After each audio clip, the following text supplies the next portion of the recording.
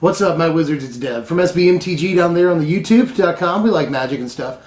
We got more Eldritch Moon spoilers for you today. We got 8 more of them to be exact. And this was one of the more contentious days of spoilers. You know, there's a lot of cards today that people either love or hate. Like, look, hate is the optimal word for some of these, for some people. So let's check out what we got. And sorry my voice is a little bit lower this video. I just got back from my gig as a trivia host every Wednesday. It's pretty late, and I just used my voice for 3 hours on trivia. So, but I got to get these spoilers out, and I'm pretty excited about them. So let's take a look. Well, the first thing we saw today was Chaos Reveler. This thing right here. It's 6 generic and 2 red for a 3/4 horror with prowess, and it costs 1 less mana to cast for each instant or sorcery card in your graveyard. It also has, when Chaos Reveler enters the battlefield, discard your hand and then draw 3 cards. Well, this is pretty much obviously meant, at least in standard, for the Thing in the Ice decks. You know, it looks pretty good with Thing in the Ice right here, and it's got the relevant creature type for that deck. So I can definitely see it being in that all day. That just seems to be the first thing this card screams to me. But people are saying it could be modern relevant in Delver decks. I don't know. We'll have to see. I do think drawing 3 cards on an empty hand is pretty dope. So we'll see. And the obvious idea is to get this down to just 2 red mana for a 3/4 prowess that draws you 3 cards. It seems like that's what you want to be doing with this, but how often will that really happen? And your hand doesn't even have to be empty to make the thing good, you know. Even if you just have the 1 card left in your hand, and when it comes into play you discard it and draw, you know, 3 cards, you're still generating card advantage. So that's really good. And the card could come down as early as like turn 4 or 5, I would imagine. So it seems pretty good to me. I'm not really sure if the card is like super broken or just like pretty good, but I do think the card is at the very least, playable. Next card up here is one that's causing a little bit of contention. People are like, why is this bad? This is busted. And then some people are like, no, this is just straight up bad. This card right here is Campaign of Vengeance. It's 5 mana, that's 3, a white and a black, for an enchantment. With whenever a creature you control attacks, defending player loses 1 life and you gain 1 life. I'm pretty sure I'm in the bad camp on this one. I don't think the card is great. I think it's a 5 mana thing that doesn't affect the board the turn it enters the battlefield. And that's a huge problem, that 5 mana card doesn't really do much of anything to the board state. Kind of an issue. Although it is a curve topper in the decks that might want it. Not bad in the Aire deck. Obviously not bad at all in the Allies deck. Especially alongside Cliffhaven Vampire. It synergizes well and curves with Cliffhaven Vampire, letting you do double damage, basically. So that seems pretty good too. So I definitely think the card could see some budget play. I like it in EDH, in tokens builds, and I even like it sort of on the budget end of standard and even modern. Right now, modern has a fairly budget black-white tokens build that you can spend a lot of money on, but you can also build it for budget. You know, there's Lingering Souls and Intangible Virtue and stuff. And this seems like it could be like a one-of in there, you know, or at least maybe in the board, but I doubt it. Just something that busts up board stalls and helps you win faster. But that's the thing, is it feels like a win more card to me, you know, like you probably don't need this to win the game as long as you're patient. But at the same time, it could close out games that you would otherwise not have that extra turn or 2 to close out. So definitely see all the ways you can play devil's advocate with the card, but at the end of the day, I just feel like it's not quite good enough. But this next card is one of the things that's really generating a lot of discussion right here. This is Nahiri's Wrath. It's 3 mana, that's 2 generic and a red for a sorcery with, as an additional cost to cast Nahiri's Wrath, discard X cards. Nahiri's Wrath deals damage equal to the total converted mana cost of the discarded cards to each of up to X target creatures and or planeswalkers. This is another one that, at least preliminarily, I'll say I'm in the bad camp on. I feel like the card does have applications, but I don't think that the Madness aggro deck wants it. And I see, you know, you could play this on turn 3 and essentially empty your hand for the things in that deck that want an empty hand. You know, Bloodhall Priest wants you to have an empty hand. The Asylum Visitor, which I don't even think the deck will play at this point, wants you to have an empty hand. So, you know, I just think it costs too much to play in Madness. But my number 1 issue with this is that it always, no matter what, puts you at card disadvantage. You lose more cards than they lose. And that's just never very good. Although, there's a couple of things people are talking about that at least seem promising. People are talking about this with Boros Reckoner. Interesting combo there. You know, discard a huge thing, deal damage to a Boros Reckoner, and then hit the opponent's face because Boros Reckoner took damage. So there's that. People are also talking about Stuffy Doll for the exact same reason. But I feel like those are, at the end of the day, fairly amateurish tricks that just aren't quite there. You know what I mean? I want the card to be good, and I could definitely see, discard 2 things with madness in the late game, pay their madness costs, and take out like 3 guys. Like, all of that seems good. And one good thing about this I should note, actually, before I move on to anything else, is that you can discard, 2 cards that actually have a converted mana cost, and then a land. And any lands that you discard will basically just expand the number of targets that you can choose with this card. So, if I discard a 3 mana cost thing and a 2 mana cost thing, and a land, I can deal 5 damage to 3 targets. So, we do need defense against planeswalkers in this format. We need more of that if we can get it. But, I know it's not the same color, but like Ruinous Path just compares really, really well, to this card. I'd probably much rather play Path. It is good that it can take out multiple walkers, and people have been talking about Super Friends so much lately that it's nice to have a card like this. Time will tell how the meta shapes up, because that's going to be what's most dependent on whether or not this sees play. If the meta shapes up in such a way this card is good, then of course it'll see play. But there'll have to be like a lot of Super Friends decks in the format in order for this to see play, and Madness will have to be extremely powerful at the same time. So I'm not really seeing it. Let me know how you guys feel. Spirits got a pretty good piece today, although I'm still not sure the deck's competitive. This right here is Spell Queller. It's a generic, a white and a blue for a 2/3 spirit with flash and flying. And when Spell Queller enters the battlefield, exile target spell with converted mana cost 4 or less. And it also has, when Spell Queller leaves the battlefield, the exiled card's owner may cast that card without paying its mana cost. Okay, so people are talking spirits, but I think this is probably just another thing for collected company decks.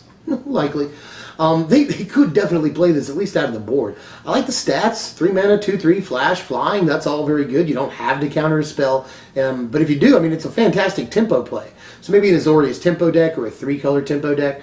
I could see going down, but for the time being, it looks especially strong in company decks. We'll have to see if they end up playing it. I'm not really sure. That's a really, really tight deck list. So I don't know what they take out. I don't know. Who knows? But the card does look pretty powerful, and it's probably like way better than Silumgar Sorcerer, at least a comparable card. So I do in fact like the card. I just wish I could be slightly more excited. I wish it was any spell and not convert mana cost 4 or less. Although this will hit like 90% of the things statistically that are being played in any given format, other than like Commander. So there's that, and I do wish that it wasn't Fiend Huntery. Like if they kill this guy, they get their card back. And it doesn't even go back to their hand. That'd be good enough if it went back to their hand. That'd be actually pretty cool.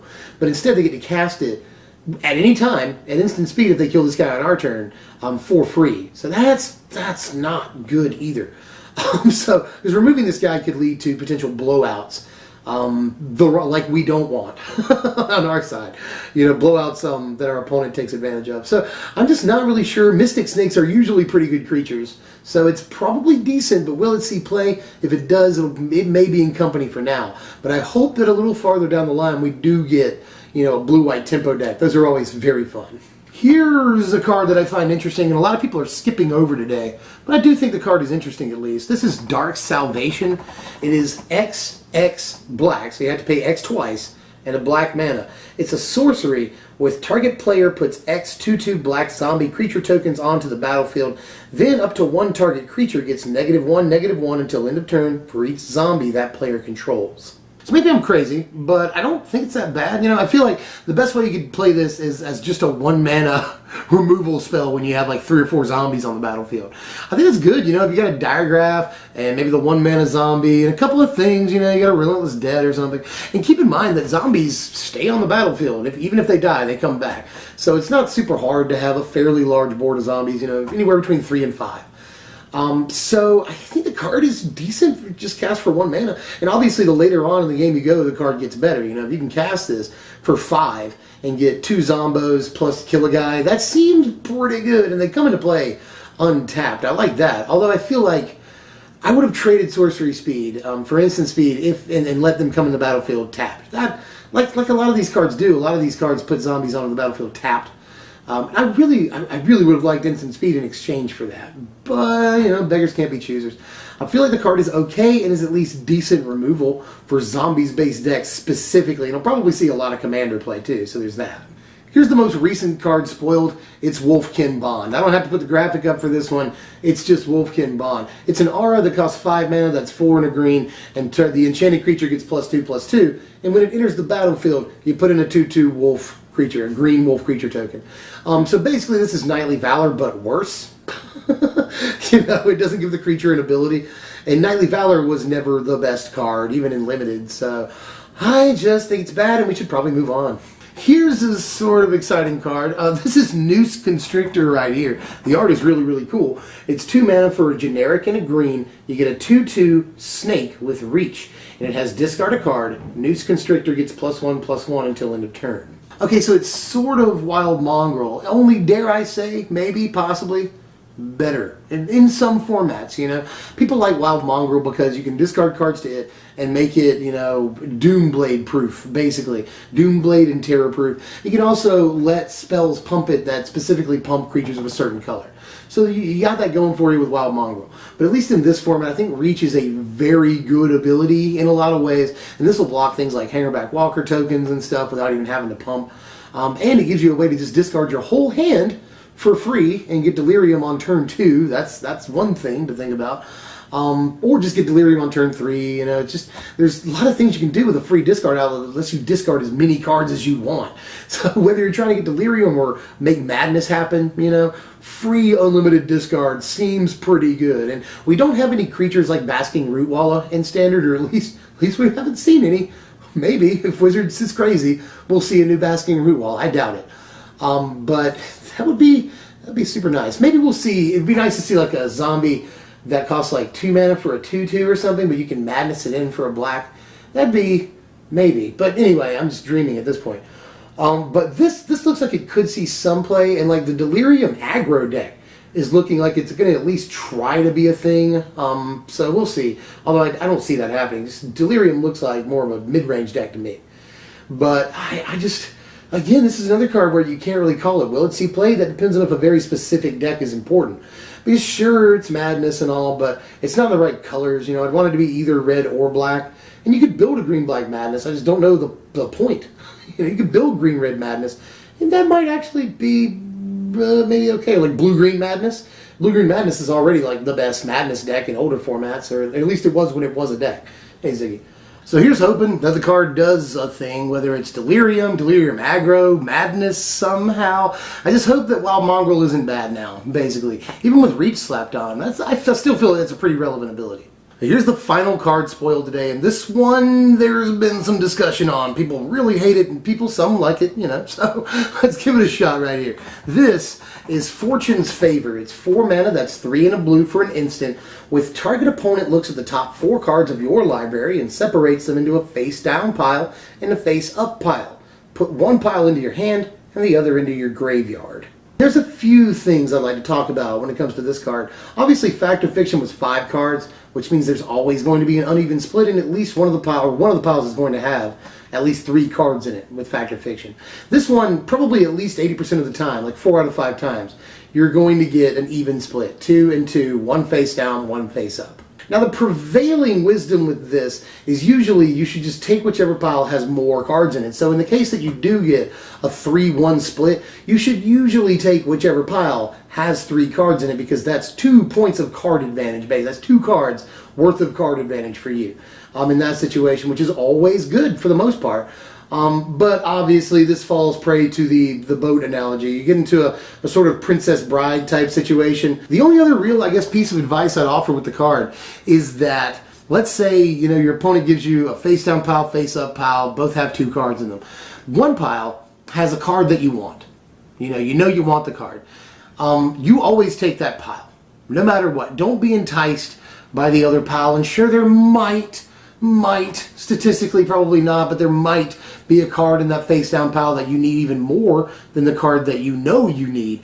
But if you see a card that you need and you know it and it's in the face up pile, take that pile every time. But yeah, just to reiterate, I do feel like the card could actually see some standard play. It's falling prey to the thing where this isn't Fact or Fiction. And honestly, one of the biggest mistakes you can make when evaluating a card is hating it because it's not another card. Just like people hated the new Liliana because it's not Liliana of the Veil. I feel like people are doing the same thing with this. It's not not fact or fiction, i.e. bad. It's therefore bad. Just immediately. And I wouldn't say that. I think, you got to look at this in its own little vacuum, and not even think about fact or fiction. So in the current standard, is it good?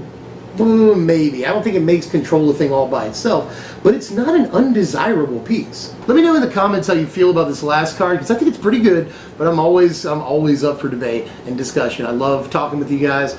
And if you enjoyed the content, like the content, that makes sense. I am sorry it was a little lower key than usual tonight. I'm just, I went to work this morning, and then I had to do the trivia thing tonight. Now I'm recording stuff at like midnight, so it's been a long day, but I'm going to do it for you guys. I'm dedicated to my craft. And I'll be back tomorrow with more Eldritch Moon spoilers, and I'll probably be a little bit more prompt with those. I'm actually off from all other endeavors tomorrow, so I'll be able to put out more timely spoiler videos for you guys. Hi, you thought it was the end of the video. It turns out it's not.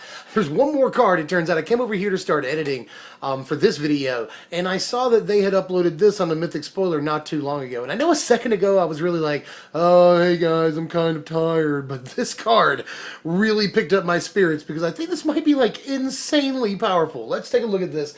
This is Stunning Regrowth right here. It's 3 and a green. That's 4 mana for sorcery.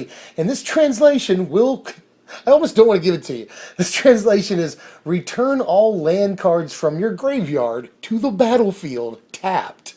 What?